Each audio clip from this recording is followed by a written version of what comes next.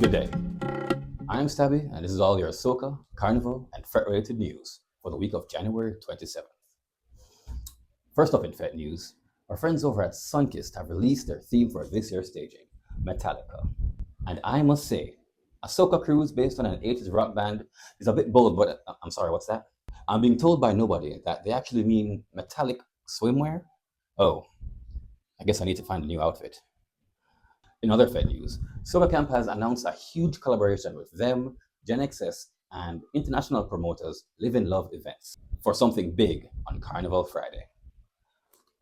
No details yet, but considering who's involved, I would say it's probably not a cruise or a juve, but still something substantial for that level of collaboration. In Soca news, DJ Private Ryan has released his long-awaited 2025 Soca Starter Mix, which makes this 10 years of Soca Starter as a yearly mix for Trinidad Carnival, which means it was 10 years ago that thousands of people downloaded a Soca mix and just never listened to another one ever again. Hopefully this is the year that changes. Also in Soca news, Nyla, Kes, and Lyrical clearly had something against Private Ryan because they waited until right after his mix came out to release their big power Soca songs for the season. I know you're ready for the Juve, and if you're ready, sign me up right away. Every gal push back. Speaking of big songs for the season, Bungie has already been mashing up Fetes with Carry It. But if you're like me and think the song definitely has a vibe, but it's hard to understand some of the deeper meanings as a non-trainee, there's a great video on YouTube by Darren Shandy that gives a breakdown of all the lyrics and the meanings, and it's very insightful. I urge you to check it out. In costume news, the Gen XS Bandhouse closes, yesterday, my bad. I guess we should do more of these. Anyways, you can still order and pay for your costumes online up until March 15th. Yardmaster has also released their payment schedule, which can be made in 4 installments up until April 11th. And now over to Stabby for an extra long Fetether Report. Yeah, thanks, Stabby. Well, for this week's report, we have 3 Fetes in a row, so let's get to it as quickly as possible. First up, we have Soca City pop-up at Janga's. For the Soca levels, we can expect 90 to 100% Soca. Richard Ass himself has promised to give us as much new Soca as possible because he wants to teach everyone the new music. As for wireless levels, this will be in the lower range because this is still Janga's on a Thursday night.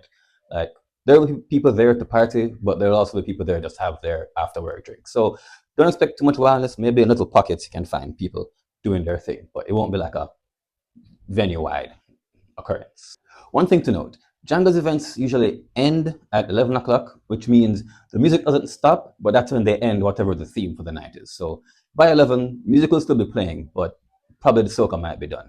So, don't reach late. I'm going to reach late.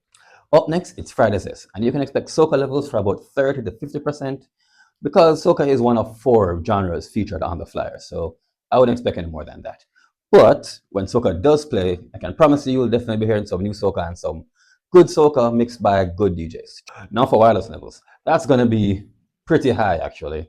Left, right, up, down, there's going to be joking and stabbing and wine all over. Not for the meek. One thing to note, this is keeping at Boss Destinations, which is a very cool but very intimate venue. So it's a smaller event, so don't expect like a giant crowd. Also, if you have a certain age like myself, the crowd for Friday's S is usually in the lower 20s area. So that's something to note if you're planning on attending.